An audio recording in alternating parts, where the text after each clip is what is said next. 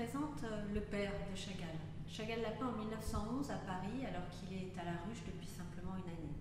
C'est une œuvre qui marque à la fois sa découverte de la modernité et son enracinement dans la culture juive.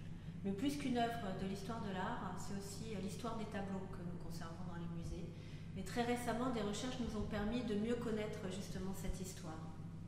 Cette œuvre, on sait maintenant qu'elle a été achetée par David Sander en 1928 à Varsovie. Il en fait l'acquisition auprès d'un marchand et puis il la ramène chez lui à Łódź. Au printemps 1940, David Sander est contraint de quitter son domicile et de rejoindre le ghetto de Łódź. Il perd alors tous ses biens.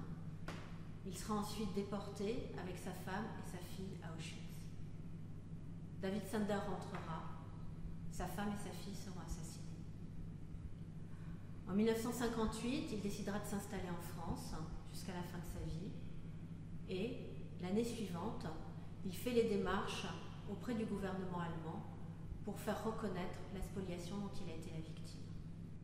Malgré l'absence de photographie, plusieurs témoignages confirment son droit de propriété.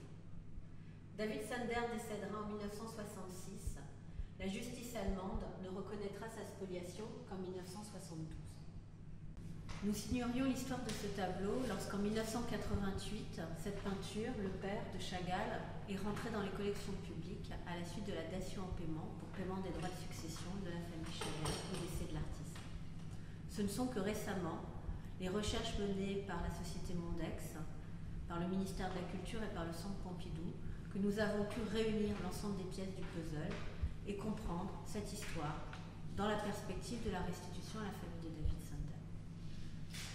Depuis plusieurs années, depuis la création du MAGE, ce tableau a été déposé par le Musée national d'art moderne Centre Pompidou au musée et a été récemment montré pour l'exposition Paris pour École. Dans son dossier de demande d'indemnisation, David Sander décrit l'œuvre telle qu'elle est restée dans sa mémoire, alors même qu'il n'a pas vu l'œuvre depuis plus de 22 ans et qu'il n'en a pas de photographie.